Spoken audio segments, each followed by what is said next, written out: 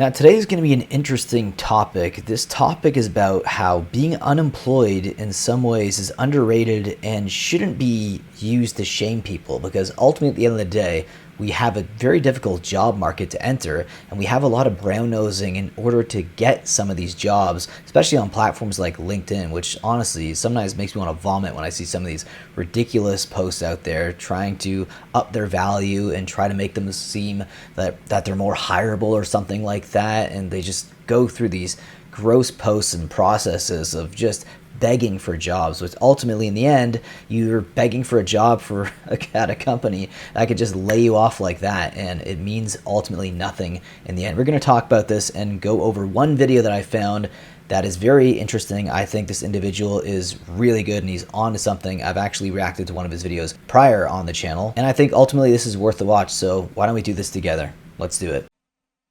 If you clicked on this video thinking, oh, I need to work in order to pay the bills and survive, you can just go ahead and click off because I don't think this video is going to be for you. Is that your mentality right before we get into this? Just keep that in mind as we go through this. I think it's absurd that we have a finite amount of time on this planet and we decide to spend most of it not with our family, not with our friends, not pursuing something we're interested about, but rather renting our soul just to get by for a corporation that does not care about us. Ultimately, a corporation that doesn't care about you and also will lay you off at a moment's notice just to add value to the company's stock price. Employment is so overrated. There's so much shame that our society puts on people who are unemployed. You just read the comment section of like half of posts that are made on social media, and it's like these people get a kick of some sort of self-righteousness from the fact that they're employed. But it's like, how are you going to brag about that? I don't know a single person who works a job who's happy with it, you know? It's so rare. The only people that really are happy with their jobs are the ones that have found a way to monetize their passion, which is always something related to art, like every time. And that is like 99% of people don't experience that. But yeah, it's not the flex that you think it is to be employed. I'm currently employed and I'm not happy. I'm making this video right now. I don't find any pride in the fact that I'm employed, you know? It truly is inherently unfulfilling. We all intuitively know this, we all feel it, and yet we do it because we're pretty much, you know, stiff-armed into a situation where we have to work to survive. But what's interesting is, you know, our economy is going to crap. The job market's terrible.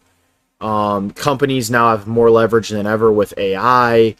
Companies can literally just use AI agents that don't even pay taxes. So ultimately, at the end of the day, what is going to happen to the tax structure? That's something for a different video, maybe later on, but brutal.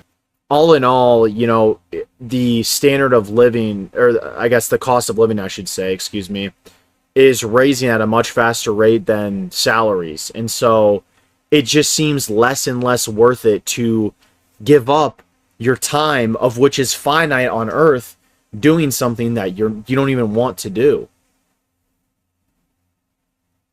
When I think about it, it's like literally everybody that I know that has a job is like, they're anticipating, you know, getting on.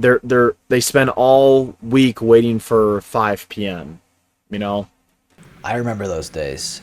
All you were doing the last few hours at work was just like looking at the clock every once in a while. Just looking at the clock, just begging for that clock to hit 5 o'clock just to get the hell out of this place. Because that's ultimately the way people feel. And why do people put it on a pedestal to be employed? It's really bizarre, and it's an interesting thought experiment.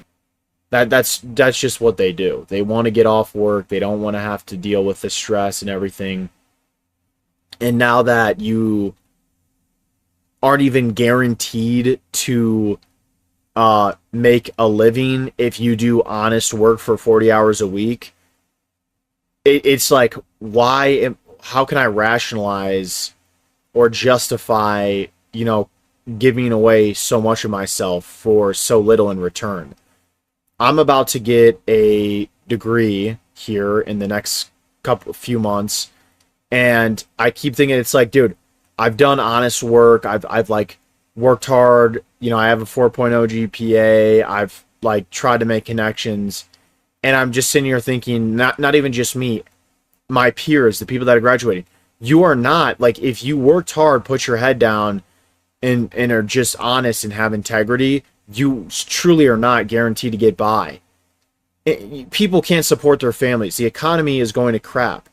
And so once again, this begs the question, what is the point? If I'm going to try and fail, then I feel like I shouldn't even try, you know?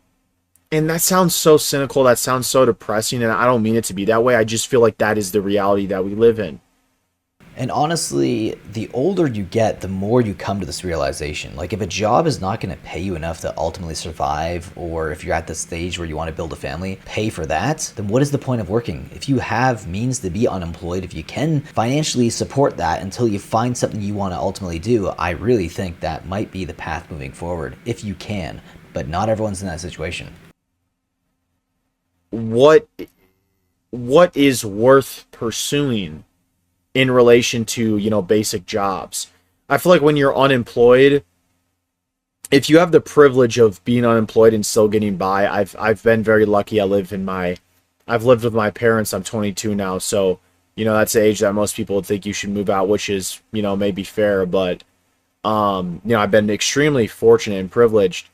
And so there's just so much shame that like people put on you for being unemployed. I mean, I'm employed, but you know, I get the rep as though I'm not, just because I live in my parents' basement and stuff like that. And I always laugh because it's like, dude, like, seriously, you're on LinkedIn sucking up to some corporate higher ups that are using ChatGPT to respond to you. Like, this is everything's a clown show, dude.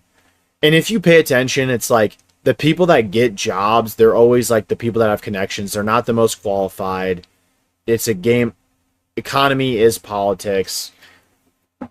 When I've had jobs, I've felt no more virtuous about myself. I have only increased the stress and the responsibilities in my life. And it hasn't really done much for me. That's just the truth. And most people who are in less fortunate situations than me, the unfortunate reality is that they work for one purpose and one purpose only, and that is to pay the bills. And I respect those people. I don't want this video to be shaming those people by any means. However, that really is 90% of the people I know.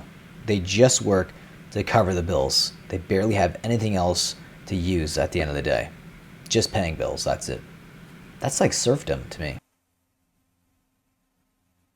What is the point of having finite amount of time and then you're spending it for a corporation that doesn't care about you? It just logically does not make sense. It doesn't add up to me. I'm trying to rationalize it. They're trying to brainwash me, but my brain won't allow it. You know? I see all my peers and they're like some of my closest friends, you know, they're like, you know, announcing on social media or stuff that they're getting these jobs or internships, and, you know, most of them are not, but the few that are, like, it's like that, the meme on the internet. It's like, it's depressing when you don't have a job, but it's also depressing when you do have a job, because then you have a job. And so, like, yeah, I feel bad for my friends because they, you know, it's like somebody that I grew up with that loved, they loved painting, or they loved to play sports, or, you know, they had different passions, different pursuits in life. And then it's like, what are they doing for work? Oh, they're an accountant. It's just like, wow, talk about dehumanizing. My gosh. These are the same people that we used to talk about in kindergarten being astronauts, you know? And here's the truth. You need to maintain your childlike wonder, that childlike persona, if you want to be happy in life. And that is what the modern job crushes.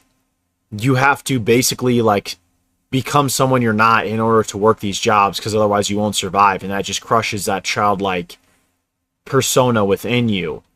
And yeah, it's not enjoyable in any sense to carve out 40, 50 hours a week doing something you don't care about,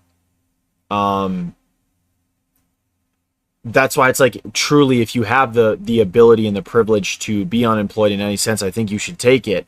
And I'm not saying be a bum at all. I think you should pursue something that you're passionate about. You can't just live and not do any work. You should do work, but not the work that is like not the mainstream corporate work. Or even trades. Like, instead, you should do something that you think is fruitful to the soul and contributes to society. The guy, I believe, the Unabomber, I'm forgetting his name. He has his manifesto is fascinating. I think you should give it a read. He talks about how the Industrial Revolution and its consequences have been a tragic misstep in humanity. They have dehumanized us. They're leading us more depressed than before when we didn't have it. And it very much, I think there is a level of truth to this. And it's hard to tell where AI is going, but AI could be an extension of that. You know, we have the ability as humans now with social media to connect with anybody across the globe at a moment's notice, and yet we're more disconnected than ever before.